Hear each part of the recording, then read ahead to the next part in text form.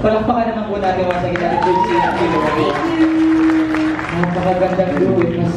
Mas na-inspire tuloy kami kumanta ng duet songs.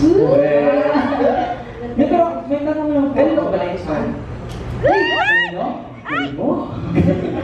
Sa lahat, siyempre, tapos, mahal sa amin, kasama ko siya. Ikaw ba? Ngayon, ipapalik ko sa'yo. Ngayon, kanina ka ba na-inspire? Huwag na naman ngayon si Kimo, kasi siya sa sagot. Sige, ito. At namin yung tumbler niya. Pakikot kami sa audience kasi. Hanapin niyo na lang po. Okay, guys?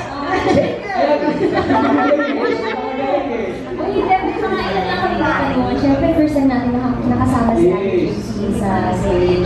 Ate, so, alam naman natin na ikaw po ay isang ma'am. Uy! Pero bakit po kayo, hindi naman tumigil, pero bakit po parang nag-iba ang landas? Kasi, nung lumalaki kami ni Kimo, mas nag-focus, dahil eldest ako, mas nag-focus ako na gain ng credential para makapasok sa government service, gaya nung meron ako ngayon. Si Kimo, nakapag-focus siya talaga sa pagkanta. Pero hindi naman din, Ate Trixie. Ate Trixie. Pero may tanong pa ako, ever ba nagkalaban na ba kayo sa mga singing contest, mga amateur contest? Di ba? Production. University. Nagsasabay kami. Kasi choral siya, tapos university pa. Choral ka pala, bro? Yung. Kaya siya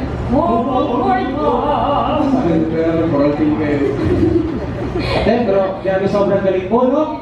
Napakagaling pa lang pakinggan mo. Si Tita na lang ang maabangan natin. Oh, yes. Actually. Si Mami. Ayun!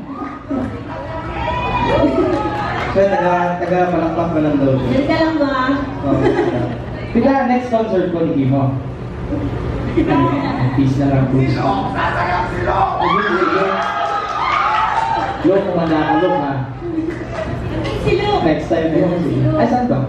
Hello! Hello! Hi! May kumawaitan pero iba yun eh. May anak ka ba sa labas?